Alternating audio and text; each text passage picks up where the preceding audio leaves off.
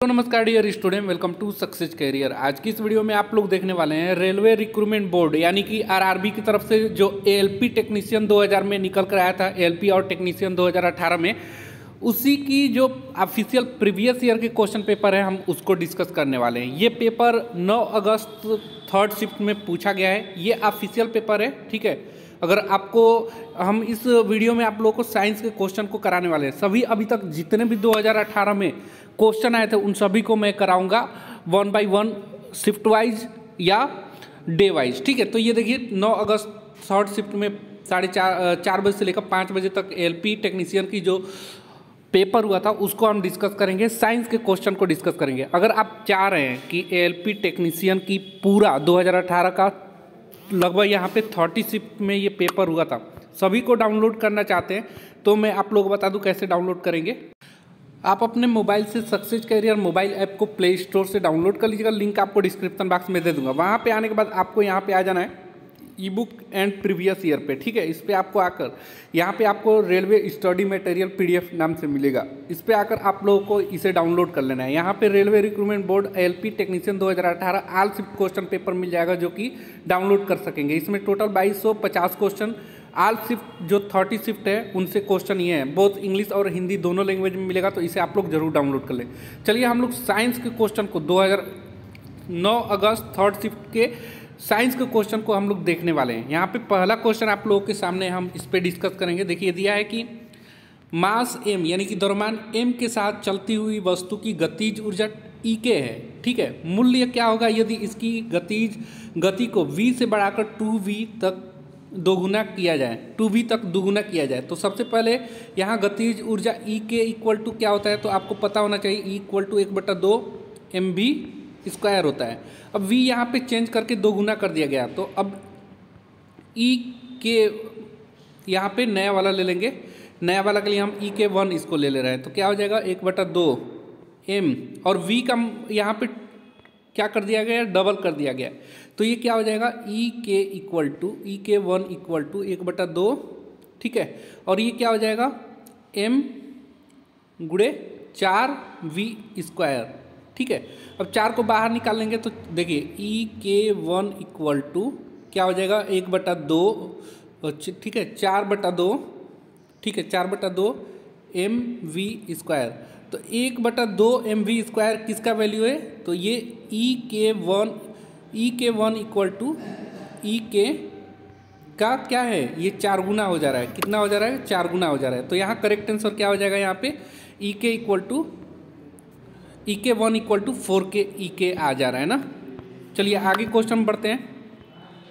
यहाँ पे देखिए अपने बाएं हाथ में पेन को पकड़कर एक व्यक्ति अपना प्रतिबिंब शीशे में देखता है, ठीक है। पेन दाएं हाथ में है, यह निम्न में से किस घटना का कारण है, ठीक है। यानी कि बाएं हाथ में अगर आप पेन पकड़ के शीशा के सामने खड़ा होते हैं तो आपको शीशा में दाएं हाथ में वो पेन दिखाई देगा, लगेगा कि आप दाएं हाथ में पकड़े हुए हैं। तो ये कौन सा प्रोसेस कहलाता है, तो ये कहलाता है पार्श्वव्युत्क्रम क्रम, ठीक है, लेटरल इन्वर्जन कहलाता है। चलिए नेक्स्ट क्वेश्चन बढ़ते हैं। यहाँ पे देखिए दिया है सार्वभौमिक गुरुत्वाकर्षण कांस्टेंट g का मूल्य की खोज किसने की थी, तो हेनरी कैवेंडिश ने इसका खोज किया था। सार्वत्रिक गुरुत्वाकर्षण नियतांक जिसे हम लोग g से कहते हैं, इसका एक फार्मूला आप लोगों को याद रखना है, क्या होता है F equal to g m1 m2 upon r square. ऐसे याद रखना है कि दो द्रव्यमान की वस्तु एक दूसरे को आकर्षित करती है, ठीक है। अगर r दूरी पे है तो ये इसका फार्मूला होता है। नेक्स्ट क्वेश्चन देखेंगे। 7वां नंबर दिया है निम्नलिखित में से कौन सा एक अम्ल का गुण नहीं है वो बताना है। तो देखिए अम्ल नीले लिटमस को लाल में परिवर्तित कर देता है। याद रखिएगा अम्ल नीले लिटमस को लाल में परिवर्तित कर देता है, ये बिल्कुल इसका गुण है। दूसरा अम्ल का स्वाद खट्टा होता है, ठीक है, और अम्ल क्षार के साथ मिलकर क्या बनाता है, लवण बनाता है। ये तीनों क्या है, अम्ल के गुण है। अम्ल का गुण यहाँ पे कौन सा नहीं है, तो अम्ल का स्वाद कड़वा होता है, ये नहीं है, ठीक है, ये रॉन्ग आंसर है। किसका, क्षार का स्वाद कड़वा होता है, ये याद रखिएगा। आगे का क्वेश्चन बढ़ेंगे। यहाँ देखिए दिया है यदि कोई वस्तु त्रिज्या r के वृत्ताकार पथ के चारों ओर जाने में t सेकेंड का समय लेती है, ठीक है, वेग v निम्न में से किसके द्वारा किया जाएगा। तो यहाँ पे देखिए क्या होता है, आप लोगों को पता है कि v इक्वल टू 2πr ये परिधि हो गया, यानी कि देखिए एक वृत्ताकार कोई पिंड है, गति कर रहा है, तो एक चक्कर लगाएगा यानी कि वो अपनी परिधि की दूरी तय करेगा यानी 2πr, और t सेकेंड में, तो यही फार्मूला क्या बन जाता है, किसके द्वारा किया जाएगा, v = 2πr/t के द्वारा किया जाएगा। नेक्स्ट क्वेश्चन देखेंगे। देखिए अगला क्वेश्चन है, एक प्रतिरोधक में से विद्युत धारा I प्रवाहित होती है, ठीक है, एक प्रतिरोधक है उसमें I धारा प्रवाहित की जा रही है। एक स्रोत प्रतिरोधक में V का विभवांतर बनाए रखता है, इसमें T में स्रोत द्वारा आपूर्ति की गई ऊर्जा का मात्रा कितना होता है। तो आपको पता है कि V = I × R होता है, तो ये तो नहीं होगा, ये भी नहीं होगा, ये तो प्रतिरोध का ये हो गया, लेकिन इसमें ऊर्जा पूछा जा रहा है, तो ऊर्जा क्या होगा, V = यहाँ पे I, V = क्या होता है, यहाँ पे देखेंगे आप लोग, यहाँ पे ओम के नियम से क्या हो गया, V = I × R हो जाता है, ठीक है। और यहाँ पे हम लोग हीट का फार्मूला यानी कि ऊर्जा यहाँ पे निकालना है, ऊर्जा की आपूर्ति, तो क्या होगा, VI × T, ठीक है। तो यहाँ पे ऐसे आप लोगों को निकाल लेना है, ये करेक्ट आंसर क्या हो जाएगा, 4 हो जाएगा। आगे का क्वेश्चन देखेंगे, दिया है जब वस्तु को P और F के बीच रखा जाता है तब अवतल दर्पण द्वारा बनाए गए छवि का स्थिति का पता लगाइए। ये अवतल दर्पण है, ठीक है। अवतल दर्पण क्या होता है,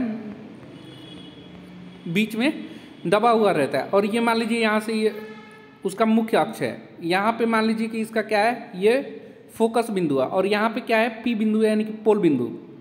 अब बोल रहा है कि जब वस्तु को P और F के बीच रखते हैं, यानी कि यहाँ पे रखा हुआ है, ठीक है, तो ये क्या होगा, इसका प्रतिबिंब कहाँ बनेगा, तो इसका प्रतिबिंब देखिए आपको पता होना चाहिए कि अवतल दर्पण में किरण टकराने के बाद किससे होकर जाता है, फोकस से होकर जाता है, और पोल से होकर जाने के बाद ये क्या होता है, यहाँ पे देखिए ये ऐसे लौट जाता है, ठीक है, दूसरा, तो ये आपको रखना है। फिर ये कहाँ मिलेगा, तो ये पीछे मिलेगा, आपको दर्पण के पीछे मिलेगा। कहाँ मिल रहा है, दर्पण के पीछे, यानी कि आभासी प्रतिबिंब बनेगा। P और F के बीच में कैसा प्रतिबिंब बनेगा, आभासी, और दर्पण के पीछे। करेक्ट आंसर हो जाएगा यहाँ पे तीसरा। नेक्स्ट क्वेश्चन देखेंगे, दिया हुआ है कि जब हम अवधि तल के समूहों में नीचे जाते हैं तो क्या होता है। अवधि तल का मतलब होता है यहाँ पे आवधिक तालिका, यानी कि पीरियाडिक टेबल में समूह में नीचे जाते हैं तो क्या होता है, तो जब हम समूह में नीचे की तरफ जाते हैं ना, तो सेल की संख्या क्या होती है, बढ़ जाती है। याद रखिएगा, सेल की संख्या क्या होती है, बढ़ जाती है। नेक्स्ट क्वेश्चन देखिए, आप लोगों को साइंस ये बस प्रीवियस ईयर के सभी रट लीजिए, इससे बाहर आपका क्वेश्चन नहीं आएगा इस बार भी, क्योंकि क्या होता है कि ये साइंस वाले क्वेश्चन ना रिपीटेटिव होते हैं। प्रीवियस ईयर के क्वेश्चन अक्सर घुमा घुमा के पूछा जाता है एग्जाम में। देखिए अगला है, एक एल्कोहल का क्वथनांक 78 डिग्री सेल्सियस है, केल्विन पैमाने पर तापमान कितना होगा। तो आपको पता है ना कि जब यहाँ पे केल्विन का निकालना होगा C, तो इसमें क्या करते हैं, K + 73 कर देते हैं ना, सॉरी यहाँ पे देख लीजिएगा, देखेंगे 273 में हम लोग क्या कर देते हैं, C को ऐड कर देते हैं, तो हमारा क्या निकल कर आ जाता है, केल्विन का तापमान निकल कर आ जाता है। तो यहाँ पे 78 डिग्री सेल्सियस दिया हुआ है, प्लस इसमें 273 केल्विन आप लोग और ऐड कर लेंगे तो कितना हो जाएगा 78। यहाँ पे देख लीजिए 8 3 11 के 1 हासिल लगा 1, 7 7 14 1 15 5 हासिल लगा 1, ठीक है, 2 1 3, 351 केल्विन हो जाएगा। Correct answer. कैसे निकालेंगे, तो K = क्या होता है, C, यानी डिग्री सेल्सियस में 273 जोड़ देंगे तो आपका क्या निकल कर आता है, केल्विन आ जाता है। अब वही चीज़ डिग्री सेल्सियस में निकालना होता है, तो केल्विन में से 273 घटा देंगे तो सेल्सियस में आ जाएगा। चलिए नेक्स्ट क्वेश्चन देखिए, दिया है M कक्ष में शामिल हो सकने वाले इलेक्ट्रॉनों की अधिकतम संख्या कितनी होती है।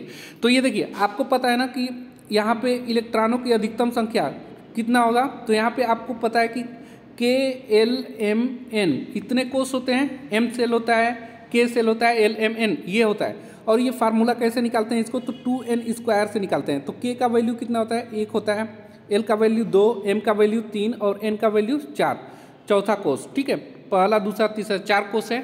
अब इसे 2n² 1 पे रखेंगे तो इसका वैल्यू कितना हो जाएगा, 2n² यानी कि 1 रखेंगे तो K की वैल्यू कितना आएगी 2। ऐसे L की वैल्यू 2 है तो यहाँ पे 2n², N की जगह 2 रखिए तो 2 दूनी 4 दूनी 8, यानी कि L की वैल्यू कितना आ जाएगा 8। ऐसे M की वैल्यू 3 है तो यहाँ पे 3 रखिए N में, तो 3 3 9 दूनी 18 हो जाएगा। ऐसे ही N का वैल्यू N के लिए कितना होगा, तो N का 4 है तो 4 चौके 16 दूनी 32। तो याद रखिएगा यहाँ पे किसका पूछा जा रहा है, M का पूछा जा रहा है, तो M का कितना आ रहा है 18 आ रहा है, तो 18 करेक्ट आंसर हो जाएगा। इसी प्रकार N का पूछता तो कितना होता है, तो N का 32 होता, L का पूछा होता तो 8 और K का पूछा होता तो 2। ये आपको ऐसे निकालने आना चाहिए। चलिए नेक्स्ट क्वेश्चन बढ़ते हैं। दिया है दांतों में सड़न शुरू हो जाती है जब मुंह की पीएच वैल्यू किससे कम होता है, तो 5.5 से कम होता है तो क्या होता है, दांतों का सड़न हो जाता है। तो अब यहाँ पे आपको कुछ चीज़ें ध्यान देना है, जैसे यहाँ पे पीएच वैल्यू 0, यहाँ पे देखेंगे क्या होता है कि देखिए 0 से लेकर 7 तक क्या होता है, अम्लीय होता है, क्या होता है, एसिडिक होता है। 7 पे क्या होता है, 7 पे उदासीन हो जाता है, और 7 से लेकर 14 तक क्षारीय होता है, ठीक है, बेस हो जाता है। एसिड 0 से लेकर 7 तक, और 7 पे क्या हो जाता है, उदासीन हो जाता है, और 7 से 14 के बीच क्षारीय हो जाता है। ये आपको याद रखना है टर्म। यहाँ पे और चीज़ों को याद रख सकते हैं, जैसे नींबू का पीएच वैल्यू 2.4 होता है, ऐसे ही खून का वैल्यू 7.4 होता है, ऐसे आपको याद रखना है। चलिए नेक्स्ट क्वेश्चन देखते हैं। दिया है निम्नलिखित में से कौन सा एक एम्फोटेरिक ऑक्साइड है, तो एम्फोटेरिक ऑक्साइड कौन सा है, एल्युमिनियम ऑक्साइड एम्फोटेरिक ऑक्साइड है, ठीक है। नेक्स्ट क्वेश्चन बढ़ेंगे। दिया कि किस प्रक्रिया में लोहे को जस्ता की एक कोटिंग द्वारा संरक्षित किया जाता है, तो गैल्वेनाइजेशन के द्वारा लोहे की जस्ता की एक कोटिंग द्वारा संरक्षित की जाती है, गैल्वेनाइज प्रक्रिया द्वारा, याद रखना है। चलिए नेक्स्ट क्वेश्चन देखिए। दिया हुआ है कि मानव नरों में मूत्र और वीर्य के प्रवाह के लिए एक अनाग है जिसे कहते हैं, तो उसे हम लोग यूरेथ्रा कहते हैं, मूत्र मार्ग कहते हैं। करेक्ट आंसर क्या हो जाएगा, यूरेथ्रा। चलिए नेक्स्ट क्वेश्चन बढ़ते हैं। दिया है ऊपर उठाए गए हथौड़े के पास क्या होता है। देखिए अगर आप एक हथौड़ा लिए हैं और उसे किसी भी ऊंचाई पे स्थिति के कारण जो उसमें ऊर्जा आती है उसे हम लोग बोलते हैं स्थितिज ऊर्जा, पोटेंशियल एनर्जी। अगर यही कुछ ऊंचाई पे उठा रहे हैं और उसमें गति भी होता तो ऊंचाई पे होने की वजह से तो उसमें स्थितिज ऊर्जा होता ही होता है, साथ में गति भी कर रहा है तो उसमें गतिज ऊर्जा होता है, ठीक है। ये दोनों याद रखना है। तो ये सिर्फ उठाने के लिए पूछा है तो वहाँ पर कौन सा स्थितिज ऊर्जा होगा। नेक्स्ट क्वेश्चन बढ़ते हैं। ऊतक क्या है, ठीक है। तो ऊतक वे कोशिकाएं जो मूल रूप से दिखने में और कार्य करने में समान होती है, वही क्या है, ऊतक होते हैं। चलिए नेक्स्ट क्वेश्चन बढ़ते हैं। दिया है यदि कंडक्टर का प्रतिरोध दोगुना हो जाता है तो विद्युत धारा आधी हो जाती है, यह किस कारण से होता है, तो ये ओम के नियम V = I/R के वजह से होता है। अब यहाँ पे क्या हो जाएगा, यहाँ पे देखेंगे I = क्या हो जाएगा, I = V इधर ये तो V/R। अब I की वैल्यू बढ़ाएंगे तो R का मान घटेगा, R का मान घटाएंगे तो I की वैल्यू बढ़ेगा। इसी वजह से देखिए प्रतिरोध में दुगुना हो जाता है, तो प्रतिरोध दुगुना हो जाता है तो धारा क्या हो जाएगा, आधा हो जाएगा, याद रखिएगा, इन्वर्स प्रोपोर्शनल है। नेक्स्ट क्वेश्चन बढ़ते हैं। अगला दिया है एक प्रकार के अलैंगिक प्रजनन को पहचानने जिसमें जड़, तने और पत्तियों जैसे पौधे को कुछ हिस्सों के माध्यम से प्रजनन शामिल है, तो इसे वानस्पतिक प्रजनन कहते हैं। करेक्ट आंसर हो जाएगा। नेक्स्ट क्वेश्चन, चलिए यहीं तक है। इस प्रकार हमने आप लोगों को जो यहाँ पे देखेंगे 9 अगस्त थर्ड शिफ्ट में पूछा हुआ क्वेश्चन, साइंस के क्वेश्चन को मैंने करा दिया। आगे का वीडियो आप लोगों को 10 अगस्त की फर्स्ट शिफ्ट की मिलने वाली है, तो यदि आप चैनल को सब्सक्राइब नहीं किए तो सब्सक्राइब कर ले। साथ में आप अगर रेलवे ALP टेक्नीशियन जो 2018 में निकल कर आया था उसका अभी तक फुल PDF डाउनलोड नहीं किया तो डाउनलोड कर लें सक्सेस कैरियर ऐप से, आपको बहुत ज़्यादा हेल्प मिलने वाला है। आपको क्वेश्चन पता चलेगा कि CBT 1 में कैसा क्वेश्चन पूछा गया था। आज के लिए वीडियो में इतना ही। Thanks for watching this video guys, मिलेंगे नेक्स्ट वीडियो में, तब तक के लिए बाय, जय हिंद।